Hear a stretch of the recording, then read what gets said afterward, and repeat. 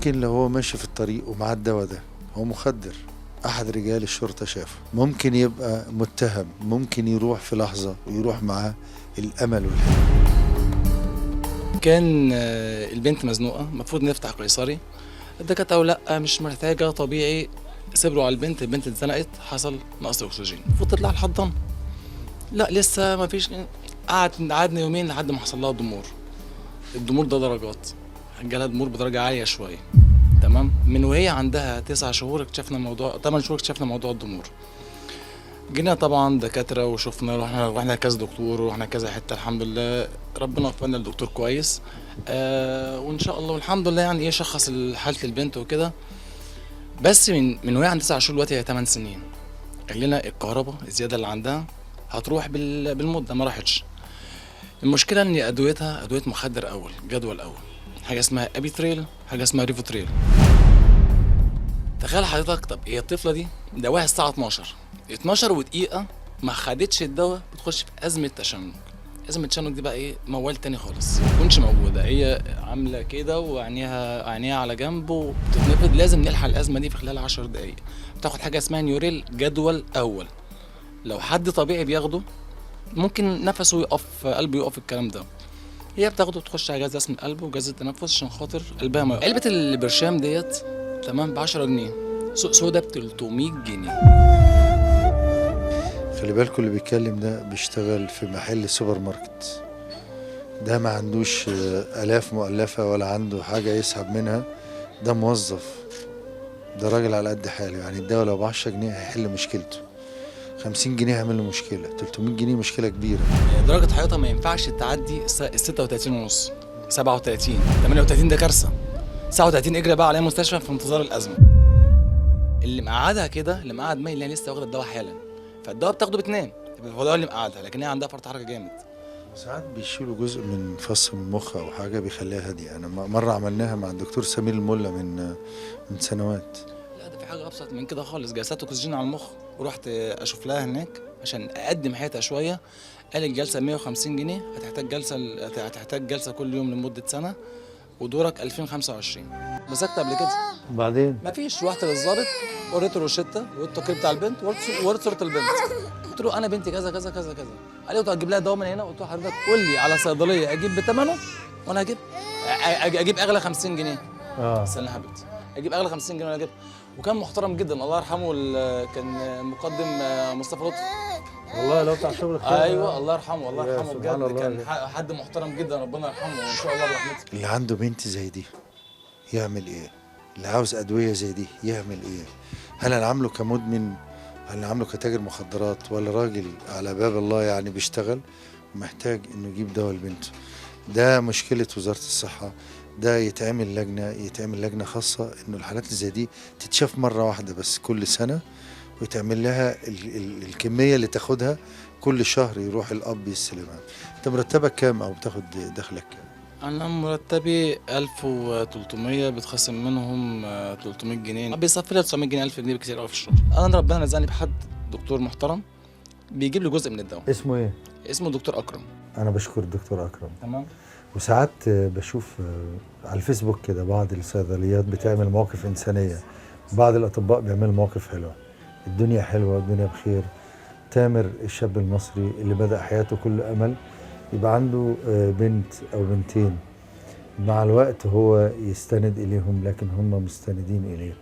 تامر اللي بيقول للدولة إن في بعض الحالات الخاصة جدا إذا كنا بنمنع الأدوية دي، إحنا مش عاوزين الأدوية دي تتسرب تروح لشبابنا تدمرهم، لا عاوزينها تروح للعلاج فقط. العلبة ب 10 جنيه لازم تروح له ب 10 جنيه أو مجانا. تامر واللي زيه آلاف. أنا عارف اللي إحنا بنحلم، حلمنا مش بعيد مش كبير، ده حاجة صغيرة. تامر تليفونه بيظهر، كل الحالات اللي زي تامر عندهم ولاد ابعتوا لنا على الصفحة بتاعتنا، برضو الصفحة بتظهر دلوقتي عشان نحاول نساعدكم. ولكل مسؤول في بلدي وكل واحد قادر في بلدي، ما نسيبش هذه الأسر الشريفة إنها تقع أو تقول إحنا عملنا إيه عشان يحصل لنا كده. دول الصابرين، دول أهل بلدي اللي وقفوا معانا واللي هنقف معاهم واللي هنكمل بيهم للأمام من شبرا الخيمة مع تامر الشاب المصري. كنت عايز اجيب لها هديه، ما عرفتش اجيب لها ايه. ربنا يعزك يا فندم، ده هديتنا اللي حضرتك. وزير الصحه والمسؤولين لازم تحلوا المشكله دي. اعضاء مجلس الشعب تعملوا تشريع، واجب على الدوله تعمل ده للشباب، لكل الناس. لازم نسير هذه القضايا.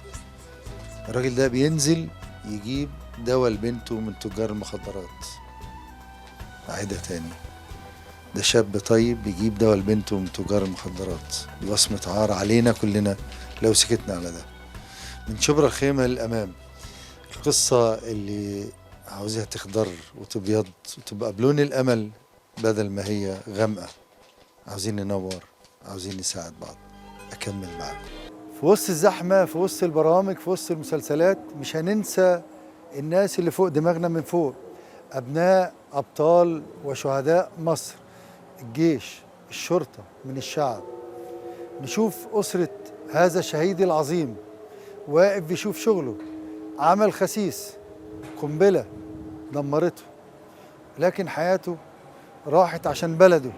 أسرته بتقول إحنا معاكم، وإحنا بنقول لهم مصر، قيادة مصر كلها معاكم. نشوف أجمل لقاء. كل سنة وانتم طيبين. باقة ورد، حاجة بسيطة باللون الأبيض، وعاوزك تقدميه للأسرة. بس طبعا أنا عارف شهد دي يعني أشهر طفلة في مصر يعني. الحمد لله، وكل سنة وحضرتك طيب، ومتشكرين إن حضرتك بتفكر الشعب بالشهداء وإن هم دفعوا حياتهم تمن للبلد، والحمد لله. احنا يعني إيه بنقول لحظة تفاؤل، وعشان نبني لازم نفتكر اللي بنوا معانا صح. قدمي لي بناتك الحلوين. فرح هشام الدين، وشهد هشام الدين، وجنة هشام الدين. ازيكم بنات، عاملين ايه؟ ده اللي يربي بنتين او ثلاثة داخل الجنة على طول. الحمد لله الحمد لله، وهو باباهم الحمد لله سبقنا على الجنة، وإن شاء الله ياخد بإيدينا بإذن الله، وربنا يقدرنا إن احنا يعني أقدر أربيهم زي ما هو كان عايز وأحسن بإذن الله إن شاء الله. بس شايف تكوين حلو من غير ما يقصدوا. علم مصر متكون من اللبس ده مع الاسود اللي هنا، والبلدي ولكل الناس. الناس دي كان معاهم رب الأسرة في رمضان اللي فات. رمضان ده معاهم ازاي؟ لازم نحس، لازم نتفاعل. احنا النهارده في لحظة تقدير ولحظة تكريم، بنقول لهم الشعب كله بيقول لكم احنا أسرة واحدة، احنا مصر. يعني انا مش عاوزك تعيطي، انا عشان كده بصيت للكاميرا لقيتك هتعيطي فغيرت الكلام. يعني أصل هو بالذات فعلا رمضان بالنسبة لنا السنة دي احنا مش عارفين هو هيعدي علينا ازاي. دي حقيقة، يعني هو كان ساعة الأذان بالظبط أو يمكن بعد الأذان بشوية كان يرن الجرس ويجي، ما فيش يا دوبك يفطر وبلبسه والله العظيم ما كان بيغير، ينزل تاني عشان يلحق مكان خدمته تاني وينظم المرور في ساعتها ما فيش. فاحنا مش عارفين هيعدي علينا ازاي رمضان ده. يعني ده الصبر، وده يعني ايه كل الناس. يمكن شاهد انا شفتها مع الرئيس، قلت الرئيس ايه؟ قولي لي. بحب حضرتك زي بابي.